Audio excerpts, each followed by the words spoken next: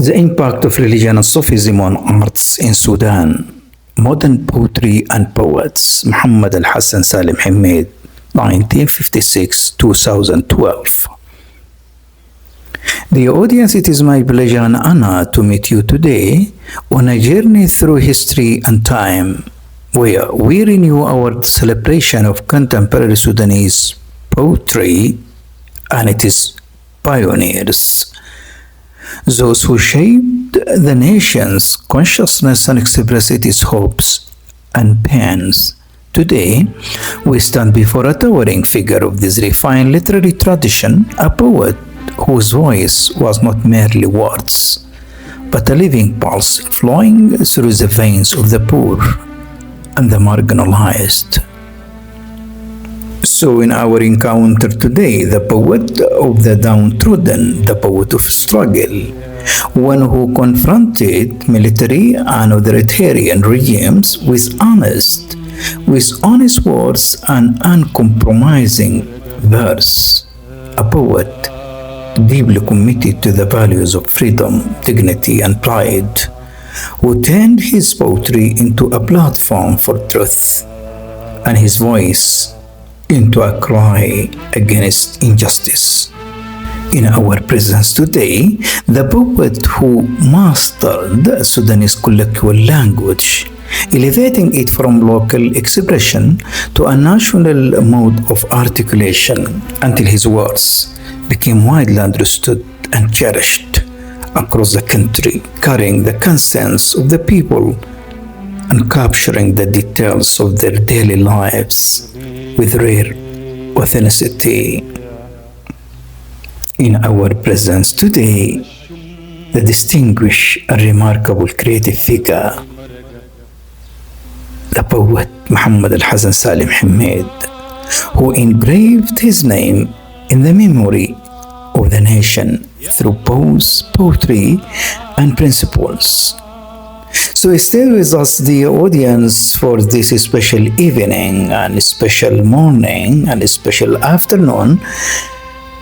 And don't go far. Before us lies the story of an unforgettable poet and a journey that deserves to be told again and again.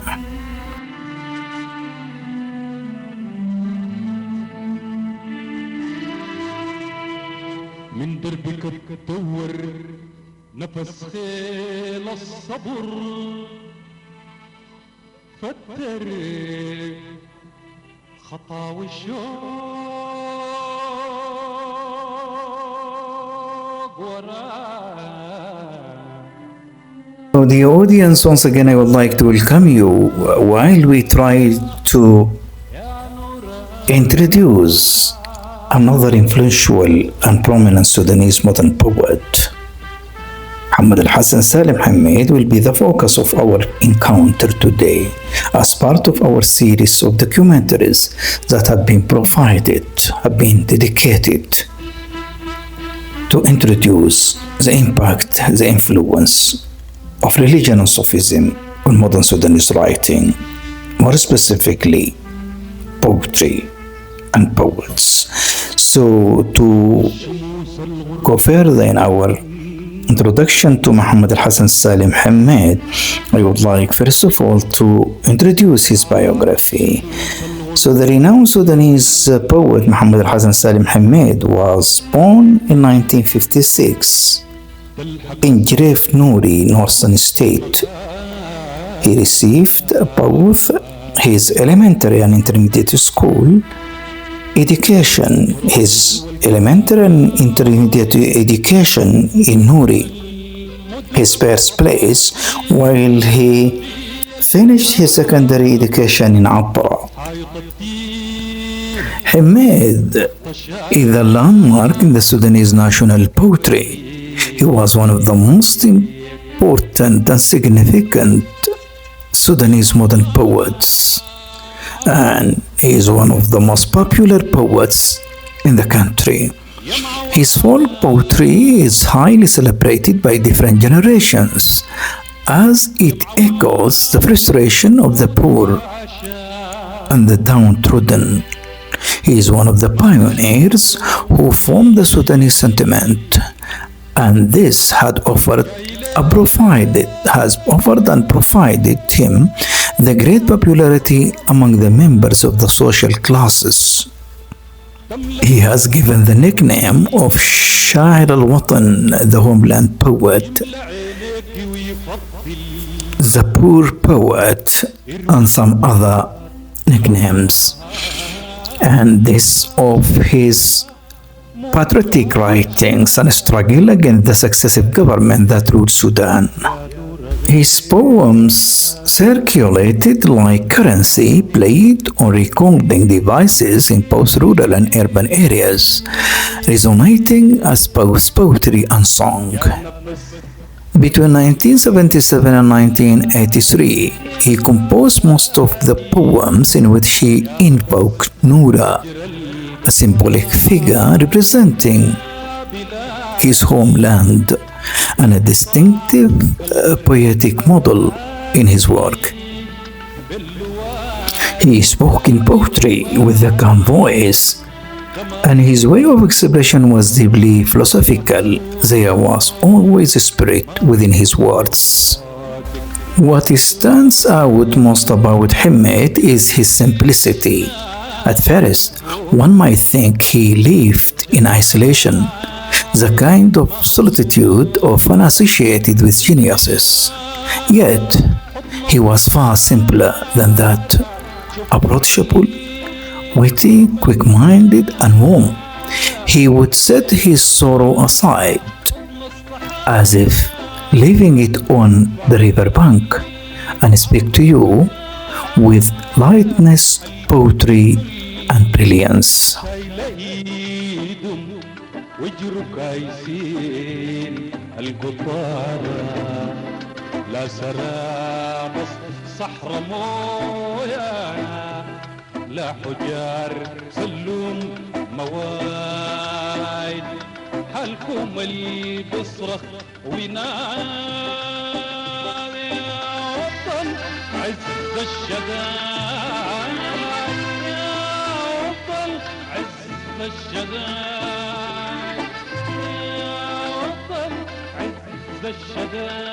His literary and poetry collections. Hamid is a accomplished erudite and a poet of abundant poetic production. To his favor, 6 published poetry collections: حجر الدغش، مجموعة نورة، الجابرية، ست الدار، الرجعة للبيت القديم published in 2003، مصابيح السما التامنة، وطشيش published in 2004، and finally أرض سلاح. It has been published in 2012.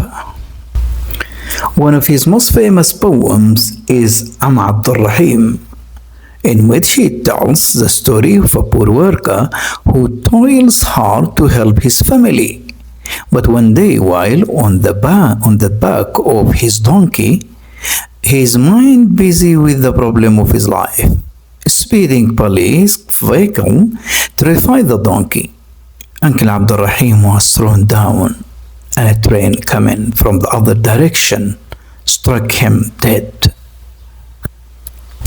About his professional career, he was employed by Seaports Corporation from 1979 to 1992, traveling back and forth between Port Sudan and Khartoum.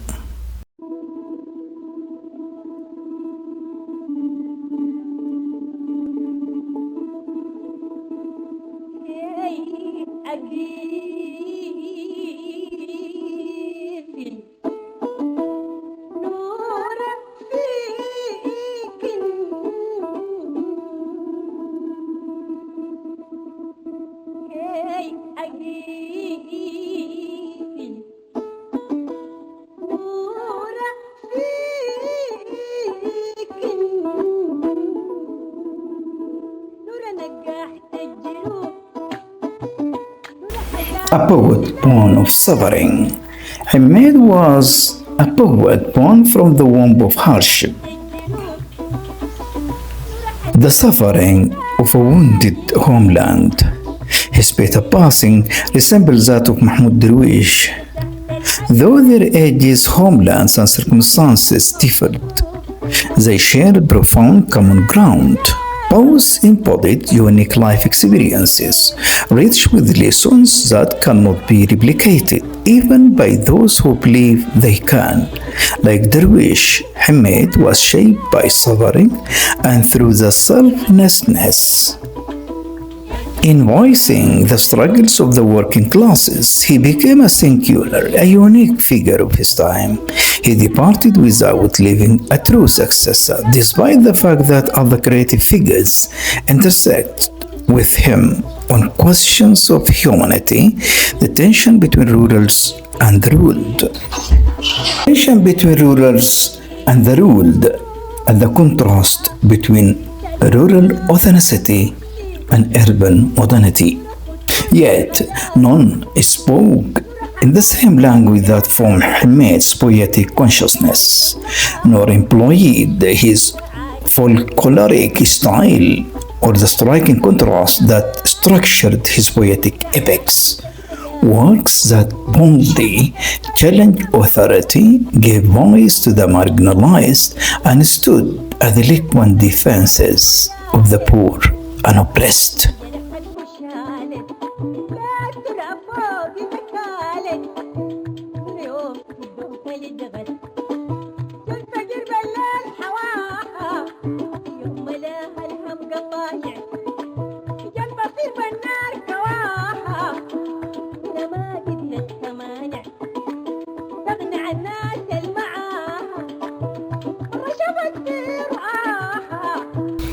Beyond narrow affiliations, Hamid could not be contained within narrow ideological frameworks. He was a poet as vast as the homeland he imagined, a land of unity,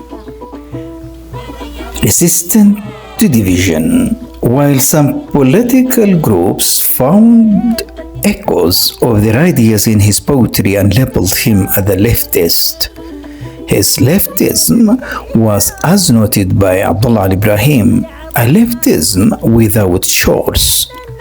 It flowed across all of Sudan, rooted in the lives of the workers, sailors, farmers, and dock workers. It never positioned itself arrogantly above the beliefs or traditions of others. Hamid was like salt with a distinct flavor at every Sudanese table. His poetry opens to all its doors, welcoming every reader.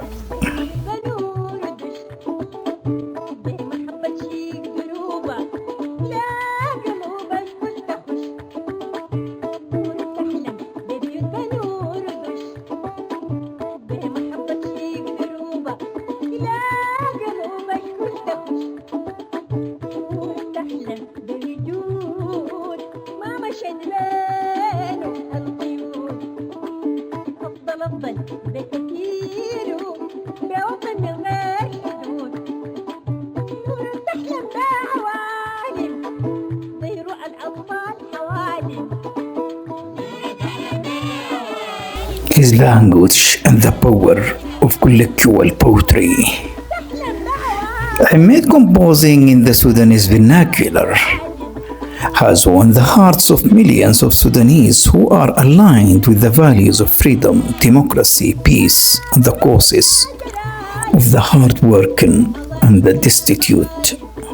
These values were in contrast or were in constant focus of his verse. This has qualified him to the title the poet of the homeland and the poet of the poor people. He had confidence in these people and their ability to rise up out of the ashes and extinction like the phoenix bird in the Greek mythology. Hamid was known as a poet always at loggerheads with despotic regimes in Sudan that caused him to taste the bitterness of arrest, imprisonment, torture, and forced migration to the Gulf states of Qatar and Saudi Arabia. Despite his short life, Hamid had contributed a big deal to the country cultural movement. Back into the speech on the style that he followed, the medium that he used so as to express his ideas, which in fact is the ideas and aspiration, wishes and hopes of his home country land populace. Hamid has written, as we told, in vernacular Sudanese language, and in this regard I would like once again to go on with the very same idea, and in this regard, in the line with the views of Ali al-Mak and Salah Hashim, Hamid challenged the marginalization of colloquial Arabic poetry. Some critics had dismissed vernacular poetry as incapable of expressing deep human emotion, limiting it to song lyrics. Yet, Hamid, along with other vernacular poets, defied what was described as the dictatorship of classical language. He elevated Sudanese colloquial Arabic from local expression to a national poetic medium. His language carried profound aesthetic meanings and human values, capturing the lived realities of both rural and urban communities. His poetry resonated widely, spreading across towns and villages, carried by renowned Sudanese artists and singers such as Mustafa Sid Ahmed, Muhammad and Nancy Ajram, among others. Through their performances and later through modern media, his rural vocabulary entered urban cultural spaces, becoming part of the broader Sudanese artistic lexicon.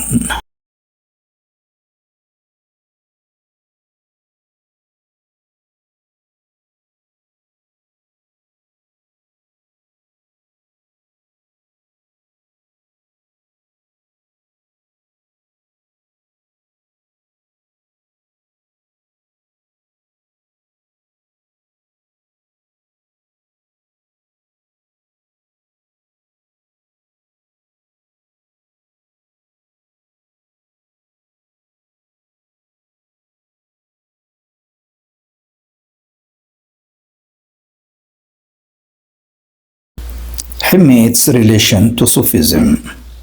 To present part of his relation to Sufism, he had been asked in an interview the same very question: what is your relation to Sufism? So the question has been appointed to him. I see a Sufi spirit in your poetry,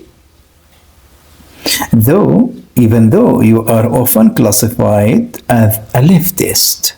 How do you view this? Such was a question appointed to him. So he has been asked that he appeared as a Sufi, and at the very same time he is classified as a leftist. So his answer for the question went as follows: being labeled as a leftist or belonging to any ideological direction means little to me. But let me ask, when has Sudan ever been politically stable, even for such classification to make it real sense? This kind of labeling is imported from a vocabulary that is not ours. In countries like Britain or other places where democracy has been stable for a long time, such a categorization may be meaningful and workable. But in our context, these labels can only emerge during moments of intense political activity and turbulence. They are not fixed truths, but shifting descriptions borrowed from elsewhere. So in the very same interview, he has been asked, as I told, about his relation to Sufism. So regarding these inclinations, he said, the majority of Sudanese people are Sufis, and this is the current situation. The Masid resides within me. My name is Khatmi. As you know, he has been named after Sayyid Muhammad Al-Hasan Al-Mirqani, for his father belonged to Khatmiya Sufi order. So he said, the Masid resides within me. My name is Khatmi, and I go by Khatmi. My relationship with the Khatmiya is very old, even since I was a grown-up. Everyone on that land, pointing out to northern part of the country, are followers of the Khatmiya. Furthermore, a great deal of my friends are Sufis. I would like to argue that every poet is a Sufi. If not, he will be something else.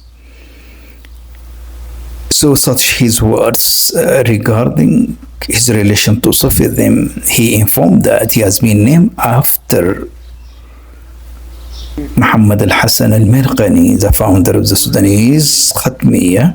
So his name is Khatmi. He belonged to a family that has its connection to Khatmiya, and he told that he has so many numerous friends are Sufis, more particularly of the Khatmiya Sufi order. And he has given his remark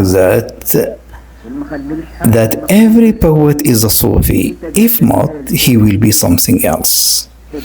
And in an interview conducted after his passing away with his friend, the poet Asari Muhammad Ali, Asari Muhammad Ali speaks about the influence of Sufism on Hamid's poetry, saying, Hamid is a character who is in his inside, there is a Sufi.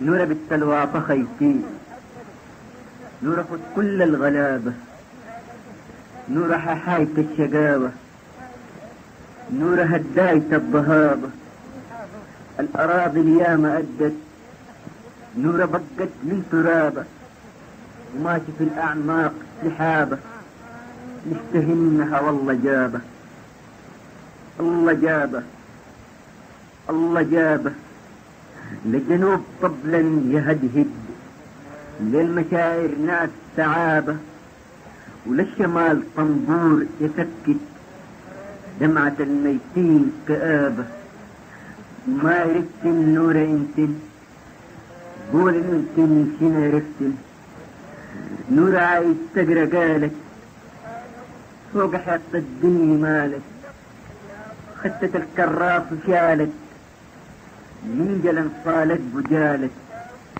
لا من انجرحت بشالت للتراب فوق ايدك كانت مرة يوم في الدون كان يدغت الفقير بالليل حواها يوم ملاها الهم قطايع جل بصير بالنار كواها ونورة ما قدرت تمانع تقنع الناس اللي معاها مرة شافت في رؤاها طيرة تاكل في جناها حيطة تتمقى وتفلع في قفل زول البناها في جنين السيد سمعت تمرة تفقع للوراها الأرض لا بد ترجع للتعب فوق ورعاها شافت النيل موج لاها الخليج بقت إلهة، الشمس طبقت ضحاها، نار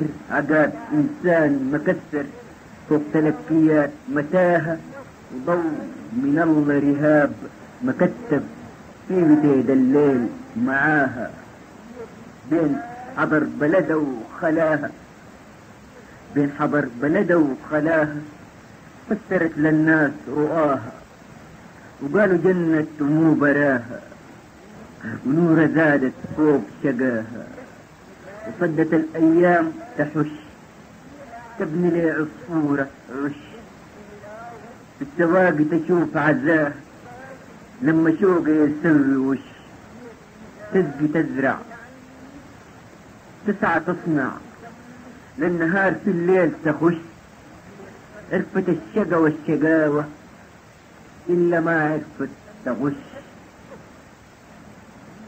شايلة قلت البال من الله ومن أراضينا الإثارة، وماشي تقدح كل نهار وترجع لما الليل يفلي، تسرق قلبي عشان خدارة، تسرق قلبي عشان صغارة، عشان خدارة، عشان صغارة، عشان خدارة، ولما ترجع لديارة تنزف أحلام الفقارة من الوينات الحيارة، لغبار الحال تغش فوق للآمال ترش، نورة تبعد صاحي تحلم ببيوت بنور ودش، بمحبة تشد دروبة ولقلوب الكل تخش، نورة تحلم بوجود ما مشت بين القيود، أفضل أفضل بالكثير بوطن من غير حدود، نورة تحلم بعوالم زيروا الأطفال حوالم، لا دراجر لا عساكر لا مظالم لا مظالم، نورة تحلم، ولما تحلم نورة ترجف، ولما ترجف نورة تحلم، ولما ريح الواقع المر ليعشيش أحلامه ينسف، نورة تنزف، ولما تنزف باله يهتف، يوم حتنصف يوم حتنصف يوم حتنصف، وتبدأ تحلم، ولما تحلم نورة ترجف، ولما ترجف نورة تحلم، نورة تحلم، صاح تحلم وصاح بتحلم، صاح بتحلم، صاح بتحلم، صاح بتحلم، صاح